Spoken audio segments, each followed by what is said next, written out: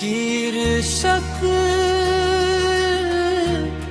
तो हर मुस्की में प्यार।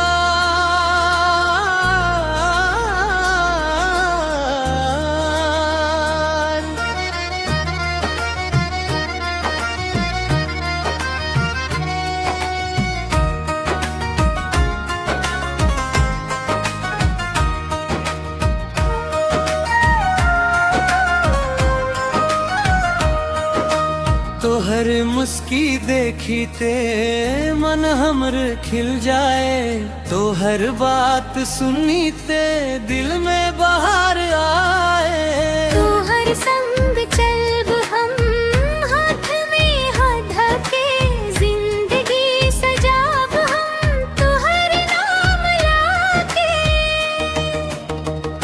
तो हर मुस्की में प्यार छे, तो हर आँखी में संसार छे, तुझे संग रहबा हमरे हर दिन लागे त्योहार छे।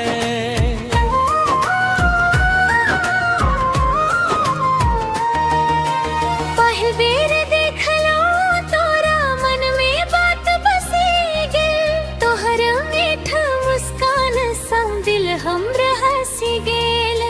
चुप चुप तोरा देखी हम चुपके मुस्काबी, तोहर नाम सोचत सोचत रात भरी जागी।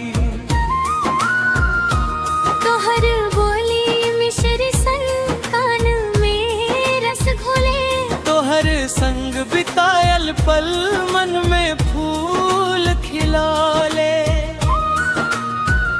तुझे जे हंसी के देखो दुनिया सुंदर लगे, तोहर बिना ही दिल हम एक पल नहीं भागे।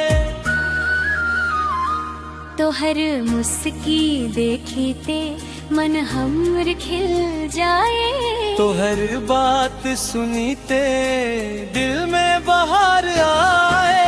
तोहर संग चलब हम हाथ में हाथ होके, जिंदगी सजाब हम तोहर नाम लाके। तोहर मुस्की में प्यार छे, तोहर आँखी में संसार छे, तुझे संग रहबा हमरे हर दिन लागे त्योहार छे।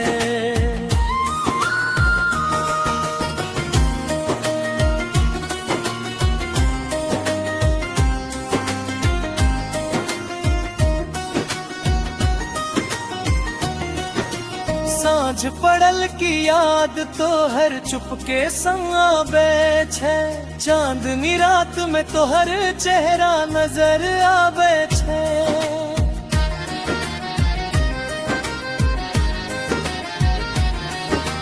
मन का है तोरा संग संग दूर कहीं उड़े जाऊं, दुनिया की सब चिंता छोड़ी बस तोरा मुस्कान। सुख दुख जे की छुआएत संग संग हम सब, तोहर हाथ पकड़े के जीवन भरे हम रहब। जन्म जन्म के नाता जका दिल संग दिल जुड़ी जाए, तोहर संग हमर हर सपना साच बनी मुस्काए।